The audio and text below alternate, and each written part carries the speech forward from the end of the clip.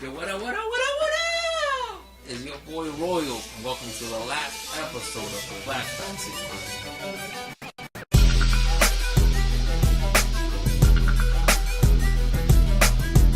So this is the last episode of the Flashback series.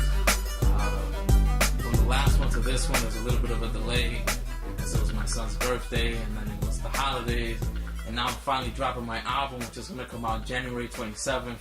So be on the lookout for that. So yeah, it was a lot. I just got busier, but I definitely wanted to recap and just finish off this flashback series. And basically, I was doing the series to catch everybody up to speed up to who I am and what I've done leading me up to this point. I've done a lot of music and I've done a lot of video production. So I was trying to fill everybody in on those two things. Just a lot of stuff I've done in the community in general.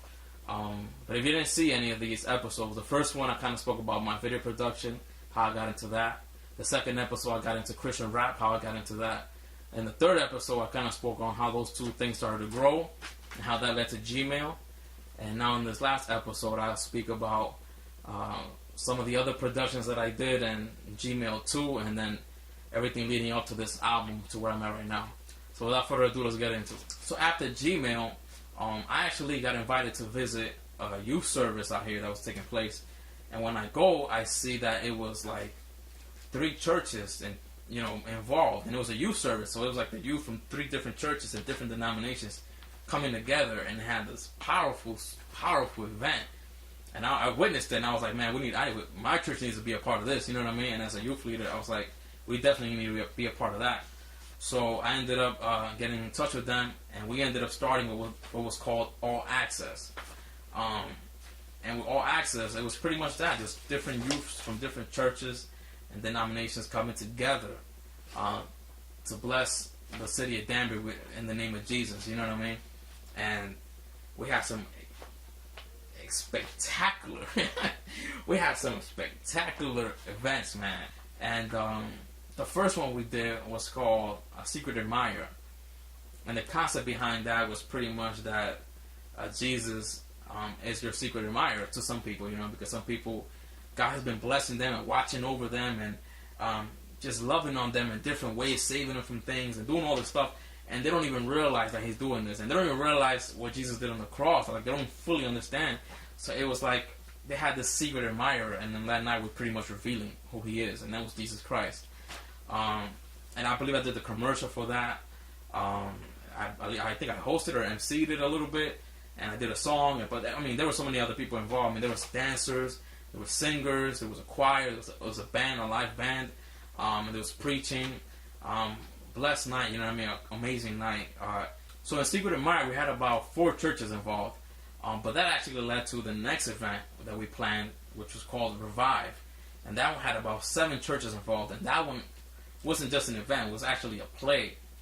And the play, basically, the concept behind it was that before you meet Christ, you're literally like dead. So Jesus Christ brings you from death into life. He just doesn't make you from a bad person to a good person.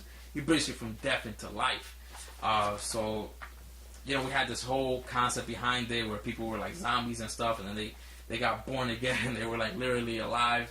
And it was an amazing play. It was written by Jacqueline Nicole Rosario, which is my wife now.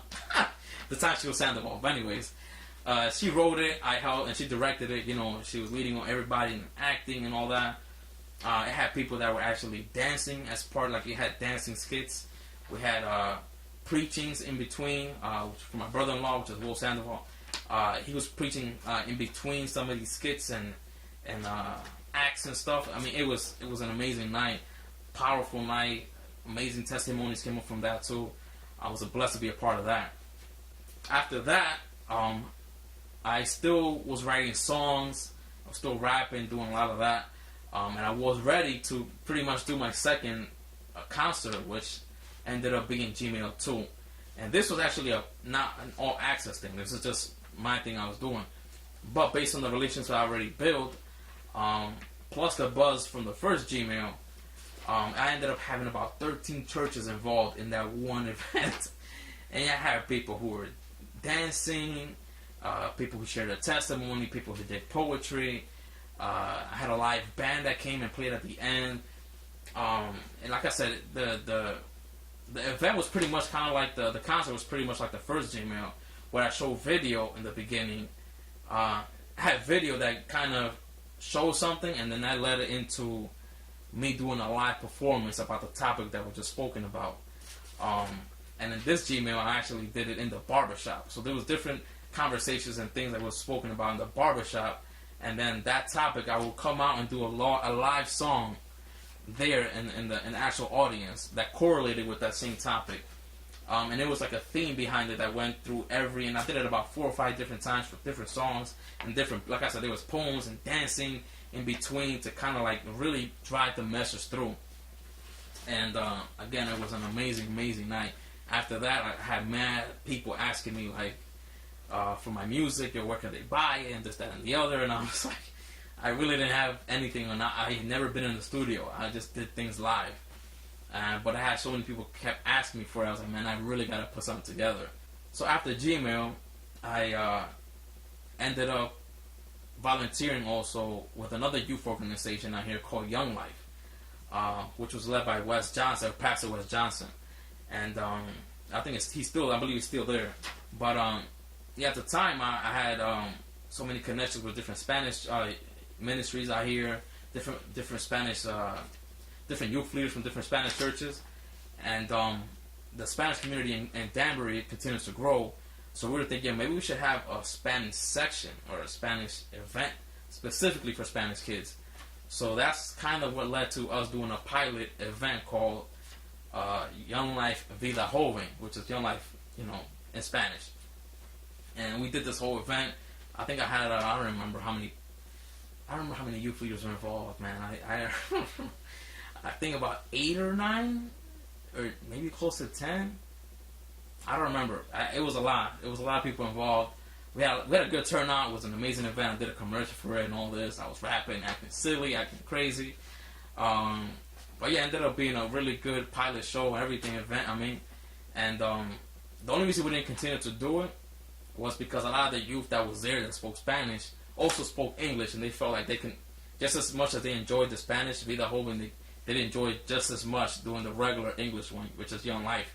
So they ended up just going to the regular English one, and we continued to do it that way. You know what I mean? It was just to test out to see if they would really like it in Spanish. So we just went back to just doing it in English. So after Vida Joven, I ended up taking a step back from ministry in general because I got engaged.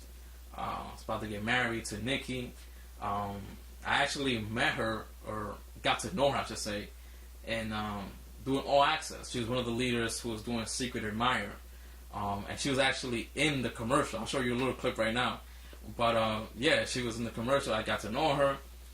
We just started to build from there. And then I proposed to her. And then from there, we got married. And at that point, I kind of started to work on the side to drop this album, to work on the music that people kept asking me for. So that's pretty much the only thing I kind of committed to at that time. I also went to Spanish church, Kingdom Way, or Camino del Reino. I started going to that church, and just started to accept my role as a husband. And then we had our first son, our first child. His name is Lincoln. It's been a blessing, one of my joys in my life. But so yeah, then I went from a husband to a father, and in the midst of all that, like I said, it's been about a year or two now. But I continue to work on my music and get in the studio. Been going to New Villa Studios and with Estrus, and I've been able to record most of what is now my EP, which is dropping January 27th. And this is where I'm at right now, pretty much. That pretty much catches you up from my beginnings into right now. That's how everything that I just showed you and spoke to you about led to me being right now doing this EP, Out From Darkness. I'll probably do more blogs that talk about that and talk about just future events and things that are happening currently. But I won't be doing any more flashback series because this pretty much sums it up. This catches you up to right now. So again, I just want to thank you guys for watching all these episodes. I pray that you've been blessed by them. I pray that it encourages you to step out and do what God's called you to do, no matter what it is, because we all have something that God has called us to. I pray that you will step into it, continue to grow in it. And again, you never know how God's going to move, man, but you keep your faith and your trust in God. He will open the doors and everything that you need, you know what I mean? So again, I hope these videos encourage you to continue to press forward to do what God called you to do. And again, like I said, album coming out from Darkness, you could be able to hear some of these songs that I've spoken about. The Book of John is going to be on there. Crazy is going to be on there. And Christian Pains is going to be on there, which are songs from the past that have been a big blessing to a lot of people. You can also visit my SoundCloud and you get to hear some of the songs that I've done already as well. And like I said, cop the album. January 27th is coming out. And again, stay tuned, man. If you like this video, subscribe, like, and share. And I'll see you next time, man. Love you. Take advantage. They look at me like I'm a brainwashed fool, but they mind is filthy dirty. They should get their brainwashed too. Cause I'm repping Christ, man. They think I'm crazy. Cause I love the Lord, man. They think I'm crazy. I'ma keep putting the words to actions, and I'ma keep it raw like John the Baptist. Cause I'm repping Christ, man. They think I'm crazy. Cause I love the Lord, man. They think I'm crazy.